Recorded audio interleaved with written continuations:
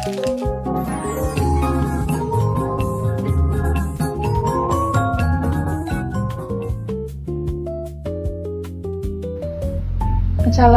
warahmatullahi wabarakatuh. Hello everyone, my name is Kayla Afrilia Bukhari. Saya dari Prodi Manajemen Universitas Today, Teknokrati I will Indonesia. explain about thinking like an economist or berpikir sebagai seorang ekonom. Dalam kehidupan sehari-hari, kita selalu dihadapkan pada berbagai kebutuhan dan keinginan. Kita membutuhkan makanan, pakaian, pendidikan, tempat tinggal, dan berbagai kebutuhan lainnya. Namun, sumber daya yang kita miliki seperti uang, waktu, tenaga, dan kesempatan jumlahnya terbatas. Therefore, we need to make choice and use our resources wisely. Karena sumber daya yang tersedia terbatas, kita tidak selalu dapat memenuhi semua kebutuhan dan keinginan secara bersamaan.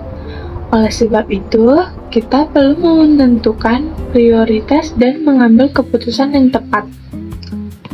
Berpikir seperti seorang ekonom tidak berarti kita harus menjadi ahli ekonomi. Cara berpikir ini dapat diterapkan oleh siapa saja dalam kehidupan sehari-hari. Thinking like an economist means making decisions by considering limited resources, cost, benefit, and available choice. Artinya, berpikir seperti seorang ekonom berarti mengambil keputusan secara rasional dengan mempertimbangkan keterbatasan sumber daya, biaya, manfaat, dan berbagai pilihan yang tersedia. Saya akan menjelaskan 6 prinsip utama dalam berpikir seperti seorang ekonom, yaitu menghadapi kelangkaan, membuat pilihan, memahami biaya peluang, membandingkan manfaat dan biaya, serta berpikir rasional, serta memperhatikan insentif. Baik, sekarang kita masuk ke pembahasan pertama. Menghadapi kelangkaan. Facing scarcity. Prinsip pertama adalah menghadapi kelangkaan atau facing scarcity. Kelangkaan terjadi karena kebutuhan dan keinginan manusia sangat banyak, sedangkan sumber daya yang tersedia jumlahnya terbatas. Scarcity happens because human needs are unlimited, but resources are limited. Sumber daya yang dimaksud dapat berupa uang, waktu, tenaga, bahan baku, atau sumber daya alam. Sebagai contoh, seorang mahasiswa memiliki uang sebesar Rp50.000. Mahasiswa tersebut ingin membeli makanan, buku, dan pakaian. Namun, uang yang dimilikinya tidak cukup untuk membeli semua barang tersebut. Karena uangnya terbatas, mahasiswa tersebut harus menentukan kebutuhan mana yang lebih penting. In this situation, the student must set priorities and make a discussion. Jika mahasiswa tersebut belum makan, maka makanan dapat menjadi kebutuhan yang lebih penting. Sementara itu, barang lain belum mendesak, dapat dibeli pada waktu yang lain. Kelangkaan tidak hanya berkaitan dengan uang. Waktu juga merupakan sumber daya yang terbatas. Setiap orang memiliki waktu 24 jam dalam satu hari. Oleh karena itu, kita harus mengatur waktu dengan baik agar dapat menyelesaikan berbagai kegiatan. This show that scarcity exists in many parts of our daily life. Dengan memahami kelangkaan, seseorang dapat belajar untuk menggunakan sumber daya secara lebih efektif dan tidak melakukan pemborosan. Prinsip kedua adalah membuat pilihan atau making choice. Karena sumber daya terbatas, seseorang harus memilih pilihan yang memberikan manfaat paling besar dan sesuai dengan kebutuhan serta tujuan. Because resources are limited, people cannot choose everything they want. Sebagai contoh, seorang mahasiswa memiliki waktu 2 jam. Mahasiswa tersebut dapat memilih untuk belajar menghadapi ujian atau menonton film. Jika ujian akan segera dilaksanakan dan membutuhkan persiapan, belajar mungkin menjadi pilihan yang lebih tepat. The choice should be based on priorities and personal goals. Hal ini menunjukkan bahwa setiap pilihan memiliki konsekuensi. Ketika seseorang memilih satu kegiatan, ia mungkin harus mengurangi waktu untuk melakukan kegiatan lainnya. Dalam membuat pilihan, seseorang harus mempertimbangkan beberapa hal, seperti pertama, apa yang paling dibutuhkan. Kedua, apa tujuan yang ingin tercapai. Ketiga, sumber daya apa yang tersedia. Keempat, apa manfaat dan akibat dari pilihan tersebut.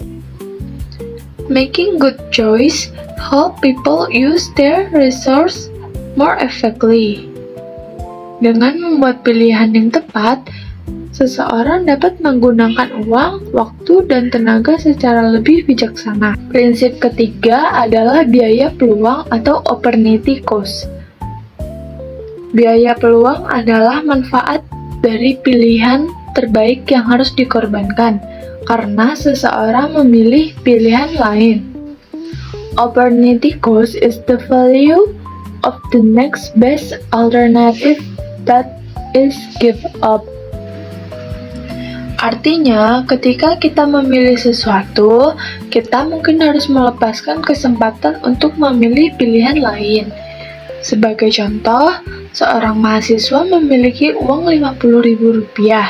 Ia dapat menggunakan uang tersebut untuk membeli makanan atau membeli aksesori. Jika mahasiswa tersebut memilih makanan, maka kesempatan untuk membeli aksesori harus dikorbankan. Dalam contoh tersebut, aksesori merupakan pilihan yang tidak dipilih dan menjadi bagian dari biaya peluang. Contoh lainnya adalah ketika seseorang memilih belajar daripada menonton film. A student chose to study, the opportunity cost is the time and enjoyment that could have been used to watch movie. Biaya peluang tidak selalu berupa uang. Biaya peluang juga dapat berupa waktu, kesempatan, pengalaman, atau manfaat dari pilihan lain. Dengan memahami biaya peluang, seseorang dapat mempertimbangkan keputusan secara lebih matang. Understanding opportunity cost help people realize that every choice has trade-off. Oleh karena itu, sebelum mengambil keputusan, kita selalu memikirkan pilihan lain yang harus dikorbankan. Prinsip keempat adalah membandingkan manfaat dan biaya. Comparing benefit and choice. Sebelum mengambil keputusan, seseorang perlu membandingkan manfaat yang diperoleh dengan biaya yang harus dikeluarkan. A rational person chooses an option when the benefits are greater than the cost. Artinya, seseorang cenderung memilih sesuatu tindakan apabila manfaat yang diperoleh lebih besar atau lebih penting daripada biaya yang harus dikeluarkan. Biaya tidak selalu berupa uang. Biaya juga dapat berupa waktu, tenaga, atau kesempatan. Sebagai contoh, seorang mahasiswa ingin mengikuti sebuah pelatihan. Mahasiswa tersebut perlu membayar biaya pendaftaran dan meluangkan waktu untuk mengikuti kegiatan tersebut. Namun, pelatihan tersebut dapat memberikan pengetahuan dan keterampilan baru.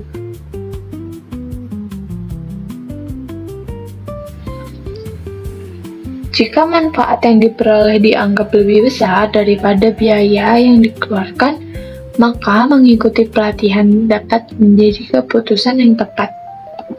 People should consider both the positive and negative effect before making a decision.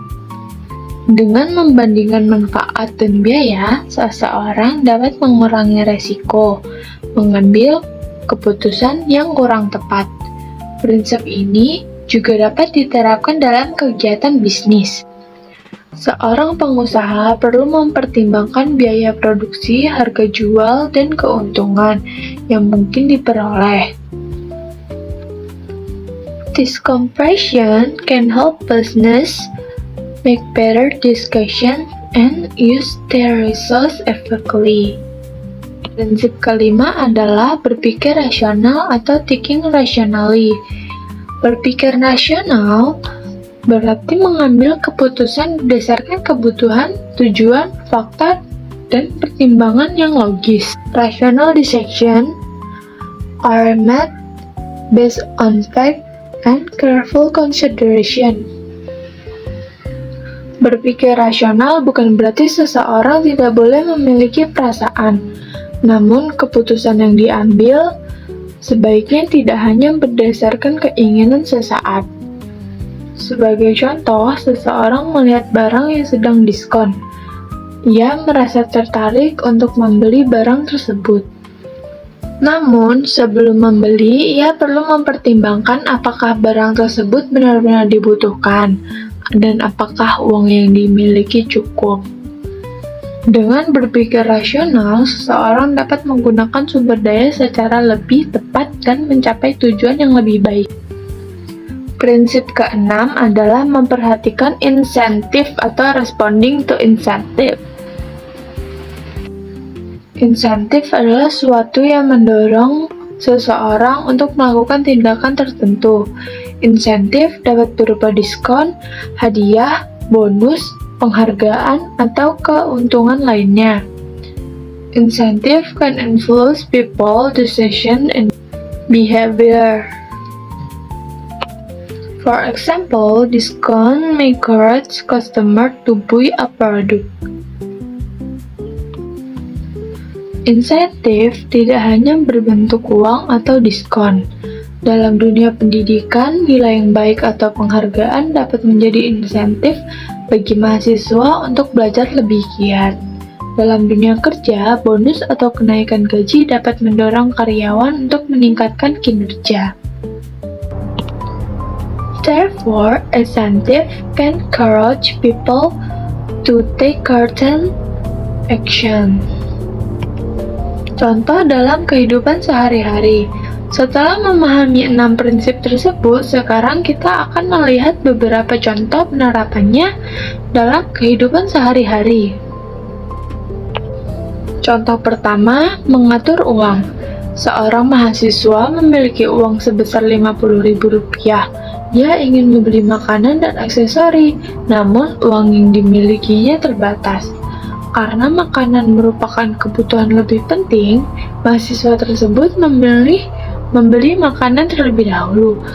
This example shows that people should prioritize their need and use their money wisely. Mahasiswa menghadapi kelangkaan karena uangnya terbatas. Ia kemudian membuat pilihan berdasarkan prioritas dan mempertimbangkan manfaat dari setiap pilihan. Contoh kedua, manfaatkan waktu. Seorang mahasiswa memiliki waktu 2 jam. Ia harus memilih antara belajar atau ujian, atau menonton film. Karena ujian lebih penting dan membutuhkan persiapan, mahasiswa tersebut memilih belajar terlebih dahulu. This decision shows that time is limited, so people need to choose activities based on their priorities. Dalam contoh tersebut, mahasiswa memahami bahwa waktu merupakan sumber daya yang terbatas. Ia membuat pilihan yang sesuai dengan tujuan dan mempertimbangkan manfaat jangka panjang. Kedua contoh tersebut menunjukkan bahwa cara berpikir seperti seorang ekonom dapat diterapkan dalam kegiatan sederhana. Kesimpulannya, to conduct thinking like an economist means making rational decision by considering necessity, choice, opportunity, choice, cost, and benefit. Berpikir seperti seorang ekonom membantu seseorang memahami bahwa sumber daya yang dimiliki terbatas. Oleh karena itu, seseorang perlu menentukan prioritas dan membuat pilihan yang tepat. Demikian penjelasan mengenai berpikir seperti seorang ekonom. I hope this presentation can help us understand how make better economic decision in our daily life. Terima kasih atas perhatiannya. Wassalamualaikum warahmatullahi wabarakatuh.